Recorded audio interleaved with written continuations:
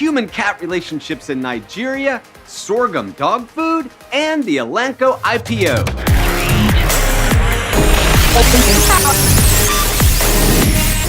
Welcome back to Off-Label Veterinary News, your source for commentary on animals, medicine, and practice life. If this is your first time and you're a veterinary professional, do me a favor and hit that subscribe button. Let's jump in to some of the stories you might have missed. Cats rule and dogs drool in many parts of the developed world.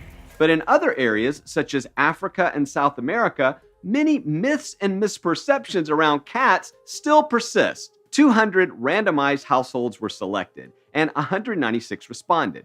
Of the 196 people that participated in this survey, 84% reported they owned at least one cat. Now, here is where the results get interesting and, quite frankly, a little scary. Of all the 310 reported owned cats, only one had been spayed or neutered. None had been vaccinated against any disease whatsoever. So from a public health standpoint, this is a tremendous need. Now, in the United States and most developed countries, obviously, these values are completely opposite, with the majority of dogs and cats in the U.S. being spayed or neutered and being vaccinated at least once during their lifetime. Over 94% reported they had no idea on the reproductive rates of cats, and they gave out the kittens to other interested households. Selling cats is against their culture and religion, but 3.6% reported they abandoned the kittens in public places or on the outskirts of the city.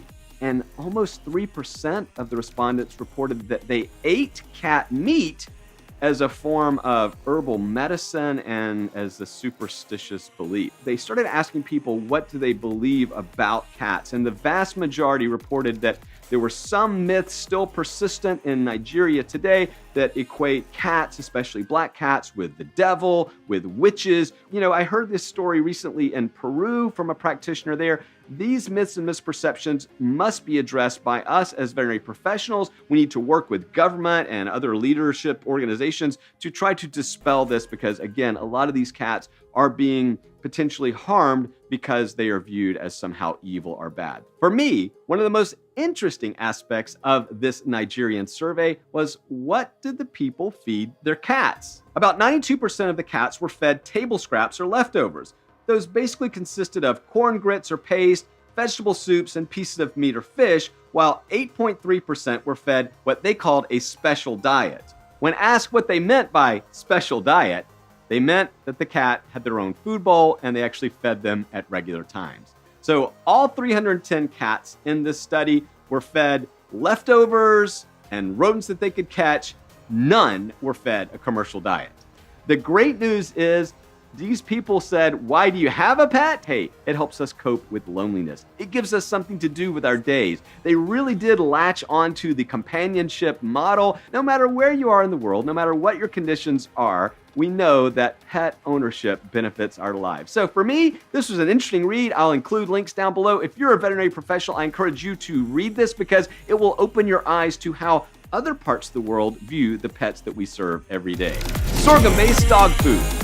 Speaking of Nigeria, a recent study evaluated whether or not sorghum-based dry dog foods would be a viable option. Now, the reason I mention Nigeria is because you may not be aware, but Nigeria and Mexico eclipsed the United States in sorghum production going back as far as 2011. So sorghum is a very important global cereal product. Now, what these surveyors did was they took 30 dogs and evaluated palatability, acceptability, all those types of things. And of course, not too surprisingly, this gluten-free cereal had no changes whatsoever. In fact, the dogs seemed to really like it. And if you've ever had sorghum-based flours, you know, it's kind of a bland. It doesn't really add a lot or take away a lot. So it would make sense to me that it could be added to a dog food effectively. The second thing they did was they gave it to 105 dog owners in the home and wanted to determine if A, the pet owners could tell the difference between sorghum-based dry dog food and just their regular control foods, and did the owners accept it?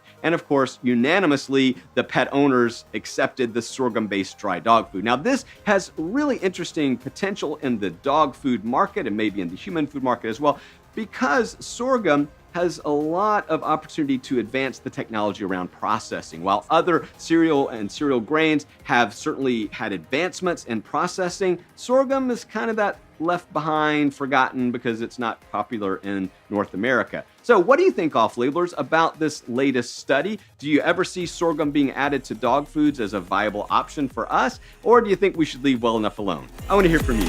Elanco goes its own way. Perhaps the biggest news in the veterinary industry this week was the announcement that, yes, Lilly and Elanco would be parting ways.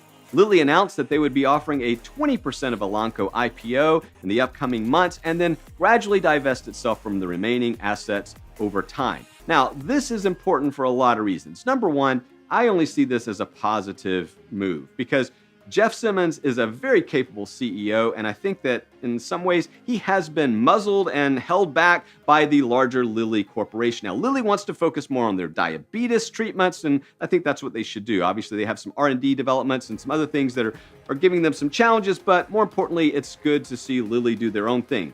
I think that once Elanco is independent and free of the mothership, they're going to be more nimble, more flexible, and be able to be more aggressive in their R&D and acquisitions in our space. Now, for those of you that are wondering, well, wait, didn't they just acquire Fort Dodge? And how does that involve the BI?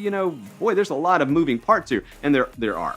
And what they have said so far, Elanco says, we're not touching any of the Fort Dodge manufacturing plants. None of our employees will be affected directly. We shall see moving forward. But all in all, I think this is a good thing. I want to hear from you, though. What do you think? Do you think that Elanco being free of Lilly will positively impact the veterinary profession and the products that we're able to develop? Or do you think that it was probably better to be involved with this massive human pharma company and that all those resources aren't now going to be available to Elanco? I want to hear from you.